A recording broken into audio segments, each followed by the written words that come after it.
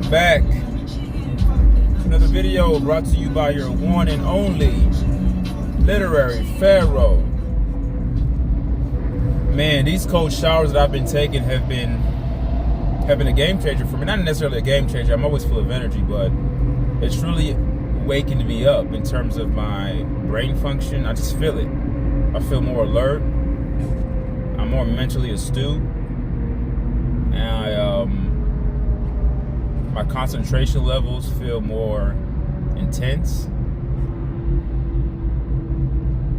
Anything that could possibly lead to stress or even be, I don't know, sort of an obstacle doesn't even seem like an obstacle anymore. Because you have to understand, I'm already a person that works out consistently. I have a regimen, and when I say work out consistently, I don't mean that I overdo it either. I literally only work out like three, 4 times a week, right? And I think that's manageable and that's sustainable. I'm not a person that, you have some people who like to brag about, oh, I go to the gym, I work out 7 days a week. Like, that's not sustainable, number one. Number two, that you have to give your body a chance to recover. You can't overdo anything. Everything in moderation. Even things that are great for you, you have to also be mindful of how much you engage in that practice. And like last night, I took a cold shower.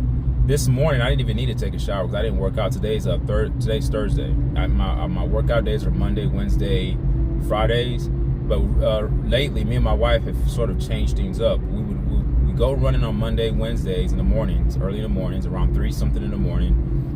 We run about 2 miles to the gym, and after we get through working out, we run back home. So if you take in total all the mileage that we run on Monday, Wednesday, it's 3 miles each. So every day we run is 3 miles collectively together, right? But what we started to do, rather than waking up Friday morning to work out, what we've done is that on Thursday, when we get back from work, we go for our run and work out. So we don't have to wake up in the morning on Friday and do it. So that's sort of been a wrinkle that we've added. The weather down here in Texas has gotten a little bit cooler, so it's allowed us to kind of explore the afternoon times a little bit better because the afternoon times are cooler, so we can run at those times. Yeah, so these showers have been a game changer, as I said earlier before, and I'm finding it very, very sort of addictive in a way because, like this morning, I didn't have to take a shower. Like I said, I took a shower yesterday, and usually, like I said, I don't work out on Thursday mornings. But I got in the shower again. My wife was like, "You taking another shower?" I said, "Yeah, not because I feel dirty." I said, I want to feel, I like that feeling. She said, "What feeling?" "I'm feeling awake." So what I do, I set a timer for 3 minutes. I'll say, I'll tell Google to set a timer for 3 minutes. And because the standard time to take the cold shower, or to shock your cells, or to shock your body back to recalibrate your body and shock it back to equilibrium, is a 3-minute shower. You could take one longer than that. But I set a timer for 3 minutes, let the water hit me for 3 minutes, and then of course I shave my scalp, shave my head. Then I actually took a shower with soap. I said, why not? I mean, I'm not dirty, but let me just clean my body again. It doesn't hurt to be extra clean. So I ended up taking a longer shower than 3 minutes, probably 6 minutes. Stayed in the shower, and I'm letting the water hit me, man. And don't get me wrong, initially it's always a shock. It doesn't feel very comfortable at first. That's why people don't take cold showers, because it doesn't feel comfortable. But the way I've always been is when I see or read something that's good for me, no matter how it makes me feel, I'm going to do it. No matter how it tastes, I'm going to eat it. I'll find a way to make it pleasurable. And one thing that I've learned in life, taking the most simple things or taking the most simple concepts, is that I've learned that most of the things that we hate to do are the things that we need to do. Like, who wants to take a freaking cold shower? Who does? Name a person who loves to take that. No one loves to do it, but we all should be doing it because it's beneficial to the body. Who likes working out? Not many people. And even till today, even though I work out consistently, I've trained my mind. That's what discipline is called. Mike Tyson had a quote. I don't know if he originated the quote, but he said it one day. He said, discipline is doing something you hate, but doing it so much as if you love it. Taking something you hate, but doing it as if you love it. Yeah, it's more comfortable to take a hot, warm shower. I'll admit, it is.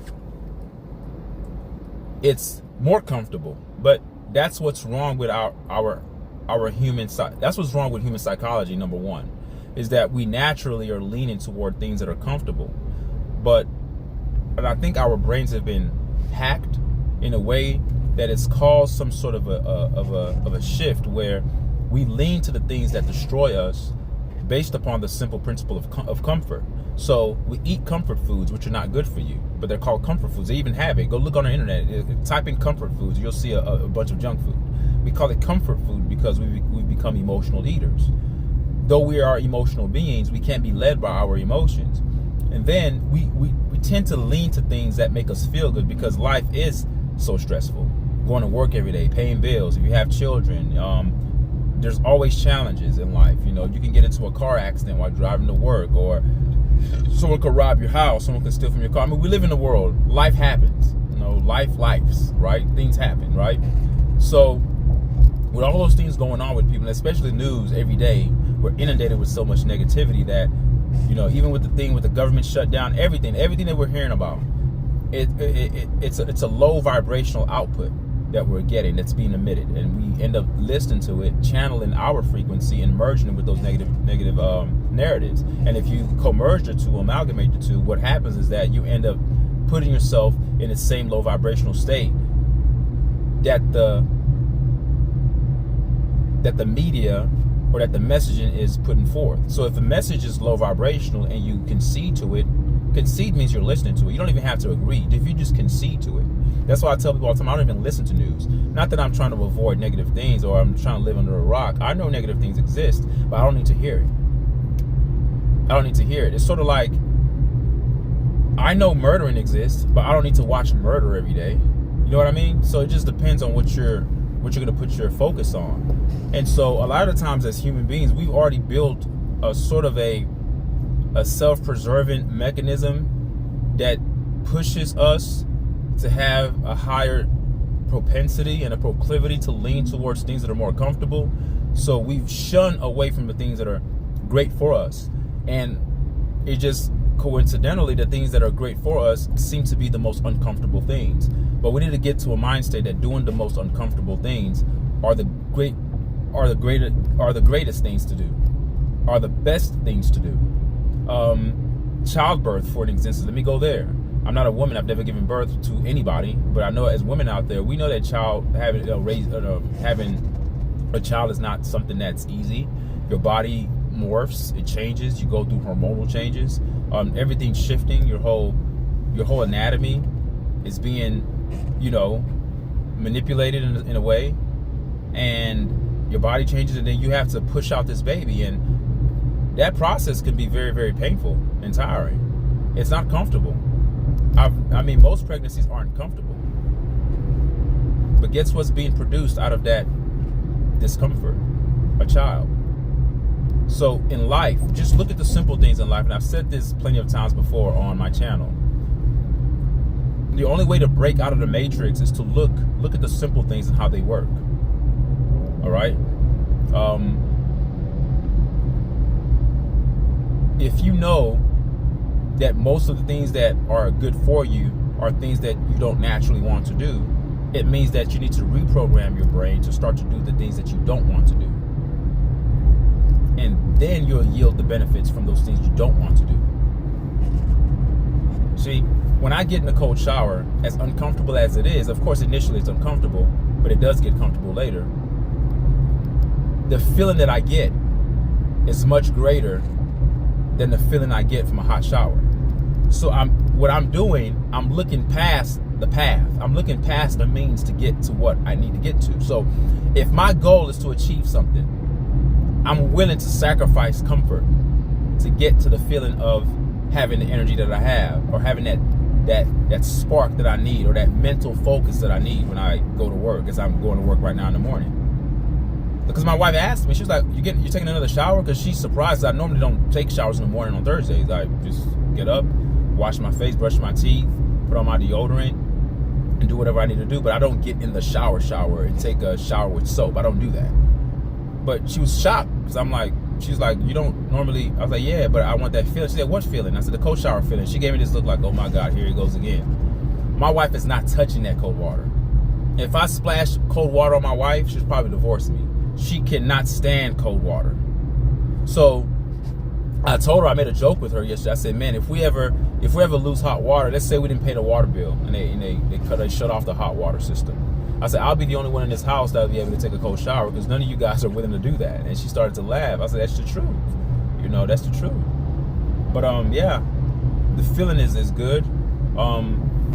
I started this years ago. I've done it years ago, but I'm so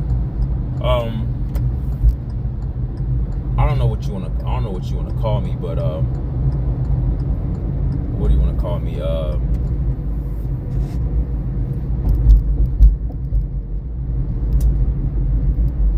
guess you could say discipline, because it's some people are not willing to go there. Like, I've never taken a cold bath, like, you know, when they filled up the tub with ice. I've never done that before, but I'm willing to do that.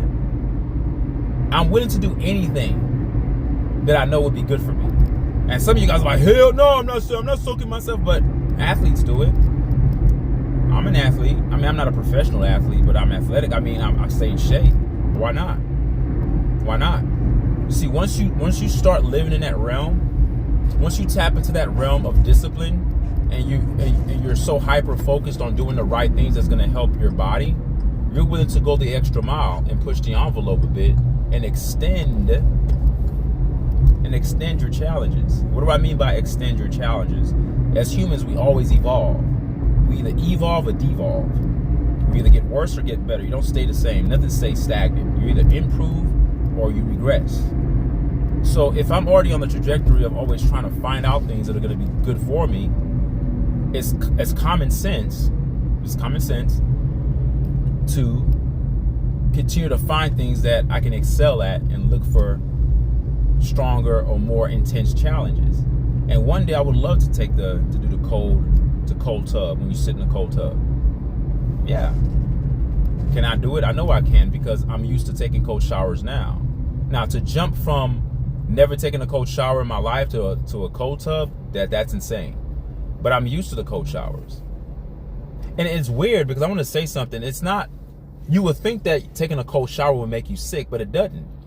Somehow, some way, the body finds a way to generate heat to keep you warm. And if you take a lot of cold showers, it helps with your skin. It speeds up your metabolism. It helps you regulate your breathing. Because when I'm in there, I'm taking deep breaths. Why? Because it's keeping me warm. Or I'm doing rapid breathing to help me generate warmth. I don't know. It just feels good, guys. I'm going to be doing that every day, man. As possible as I can. Because some days I'm busy. Like, if I'm busy on a day that I don't need to take a shower, I may just not do it. But something in my head, it goes back to that voice in my head. Remember, I had a video about that. I talked about which voice you're going to listen to. And that voice in my head is like, "Oh, you want to take another cold shower?" And that other voice is like, "Come on, man, you took one last night. Chill, just get dressed, go to work." "Oh, but you can take another cold shower and have that good feeling again." And I'm like, "Oh shit, okay, you're right." And then I took the cold shower. Literally, that's what's going on in my head. I having some sort of an intrapersonal communication about what should I do. I'm having inner thoughts about how am I going to deal with this. But once the thought comes out of doing something that's going to help me, I do it. Like the other day, I think it was last week, I believe. It was no. It was this week, Monday. We had a Monday meeting. We had a Monday afternoon meeting. Me and my wife this Monday, my wife and I didn't run. We just drove to the gym in our neighborhood and we worked out and we drove back home, right? And it felt weird. And I told my wife, I said, it feels weird because I'm not used to just going into the gym without having broken a sweat before I get into the gym. You understand? Usually I'm coming into the gym already sort of breathing heavily, right? Because I've just got through running about 2 miles. And then I go inside the gym and lift. But just to go in the gym kind of cold and just lift, it felt weird. Of course, I got on the elliptical machine for 5 minutes to kind of like get my blood flowing, but it didn't feel the same. Running on concrete with my 5-finger shoes, feeling the ground and feeling the earth and moving and absorbing all of nature around me and absorbing my atmosphere is much more euphoric and better for me before I go inside the gym. So that Monday, we didn't go running because it was too cold in the morning, right? So we just drove to the gym, worked out, I drove back home. I'm so proud of my wife too, because I had a Monday meeting, and the plan when I was going to work, I called my wife. I said, you know what, babe? When I get back from work, since we didn't run in the morning, when I get back from work, because it's not that, the season now, it's not that hot. We're going into fall, so it's not. We're going into the winter season, so it's not like as hot as the summer. The days are not, at least. You may have like mid 70s, mid 80s at best, in terms of it being the highest. You're not having temperatures in the 90s right now. And you have a slight wind, a slight breeze. So it actually feels good to go running in the afternoons now. So I told my wife, I said, you know what, babe? When I get off of work, I'm going to go run. We do have a meeting later on in the day, but when I get back from my meeting, get back from work, I'm going to go for a run. Unfortunately, the meeting that I had went overtime. It went longer than I expected. And my job, without traffic, it takes me about 35 minutes to get to work. All right. But with traffic, it can take almost an hour. Okay. We know how that works, right? So at the time that I got off from my meeting, it was so late. And, with the time change, it gets darker now in Texas. So around like 5:30, 5:45, it's just already getting dark. And so it was around that time that it was around 5:15-ish. That was around that time that the meeting was over. Very intense meeting too. I'm not even going to share the details. It was stressful. It was horrible. And that I'm going to make a video about that too, but I don't want to make a video about that now. That's it was crazy. So I told my wife, I texted my wife, I'm still here. So I'm proud of my wife because by the time I got home, it was dark. But guess what? You're probably thinking like, okay, it's dark. You probably didn't go running. I still did. And by the time it was getting dark, I want you to listen to this. By the time it was getting dark, the temperature started to drop. So not dropping to the point where it was so cold that I wasn't going to run. But I had to put on, because usually I like to run without a shirt. Right? I'm that guy that you see running without a shirt, abs, cut up. I'm that guy. I'm that guy in your neighborhood you see doing that. I'm him. So I usually like to run without a shirt. Is a little bit of it showing off? Yeah, I admit. Yeah, I have the body to do it. I'm going to do it. I don't have a pot belly, so I don't feel that I need to guard it or cover it up. So I'm going to run without a shirt because I feel like it. I've worked hard for it, so I'm going to show it off. And I'm not even showing it off. It feels good to run without a shirt, to be honest with you. Anyone out there who's ever jogged or ran without a shirt, you let me know. You know it feels better than having 100% cotton on. Like, I don't want to have all the clothing on. So I got back. And then my wife was like, oh, man, I couldn't wait for you. I already went running. I'm like, huh? I was so proud of her. Let me tell you why I'm proud of her. Because she normally doesn't go work out without me. She normally wouldn't go do it. She'll just wait. And if I can't make it, she won't go. Like in the mornings when we go running, if I don't get up and go, she won't go. She normally would just wait for me. And if she sees me getting ready to go run, she's like, oh, shit, I got to get up too. And that's what she told her coworkers. Her coworkers like, man, you're losing a lot of weight. You're looking good. She's like, it's my husband. You're like, what do you mean? She said, when he gets up to run, so I follow him. So the fact that she took it upon herself. Now, mind you, I'm not at home yet. My 3 kids are at home. So that means that she had to tell the kids to stay put. Actually, my oldest daughter wasn't even home yet. Because my oldest daughter, she gets home around 5:30 because she's in secondary. She's in middle school. So that means my 6-year-old and my 4-year-old were left home alone, which is fine. They're very mature enough. We've left them home. We've left them home alone, but not for hours on end. Like probably if we're doing something like a short errand, they're okay being at home by themselves. If they have something to do and they're preoccupied, they're fine. Not all kids are built equally, parents. So I'm not advocating that you leave your 6 or 4-year-old at home alone, but you have to know your own kids. You have to know what they're capable of doing and what they're not capable of doing. But we know our own kids. We're very responsible parents. So my wife told them, hey, if you guys are good, I'm going to get you guys something, a surprise. Because I know we just got through doing Halloween, so there's a bunch of candy in the house. that my wife is going to give away at her school, because she works in education as well. So the kids, they were good, you know. So my wife actually went running. And the trail that we run isn't short. It's a little bit over 3 miles, right? It's going to take you about almost 40 minutes to run on a nice pace. So she did it without me. Do you know how proud I was of her? I told her, I said, man, I'm proud of you. She's like, oh yeah, I had to go. I couldn't wait for you, because I knew that once I got settled, I wouldn't want to get up and go.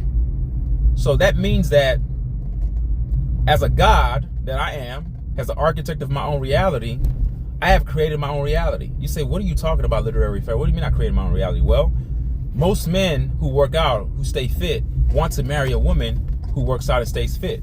Now, I'm not saying that my wife was not fit when I met her. She did run track in high school. She ran track in college. But you know, having babies, life happens. Sometimes women, they kind of fall off. It happens. Body changes, eating habits change. You start to kind of go south. She was there. But she's never gotten too bad where she just neglected it, right? Because she naturally has a slim frame. Her dad is like 6'6" and slim. And she kind of takes on her dad's frame. Her level of discipline is not as strong as mine, I admit. She's not like crazy about working out like me. Her diet is not crazy like mine. But what I'm saying that I'm a God, that I've architected my own realities because of my consistency. I want you guys to listen to this. I've never forced my wife to work out with me. Number one, I've never made her feel guilty of not going to the gym with me sometimes in the past. I've never done that. I just kept up my consistency. So when you are around excellence, when you move in excellence, people who are around you either move with excellence because of your consistency in excellence, or they get jealous and they try to pull you down. Well, she's my wife. She loves me. So she's not going to get jealous and want to pull me down. So she either has two choices. She can either join the road to excellence or ignore the excellence and wallow and mire in her sorrow and say, man, I'm not excellent. Who wants to do that? The second option is it's a no-brainer. You're not going to choose the second option. Not willingly, of course. You're not going to just choose that. So what she's done, she said, no, I'm excellent. Even though my husband's not here, I'm going to go run.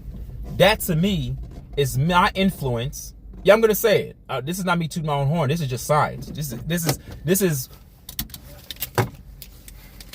deals in the realm of quantum physics, of energy transfer, synergy and energistic transfer. When you have good energy and you operate in a mode of excellence, people around you are either going to join or try to pull you down. Well, she's my wife. She's not going to pull me down. She likes the effects of my excellence. She likes that I look good. She likes it turns her on the way I look, right? So she's not going to try to influence me not to go to the gym. She's going to hop on the train and say, man, I gotta catch up with him. I gotta be on his level. So I was proud of her. For a woman, for my wife, because everybody's wife is different. For my wife to go running without me and say, man, I'm gone.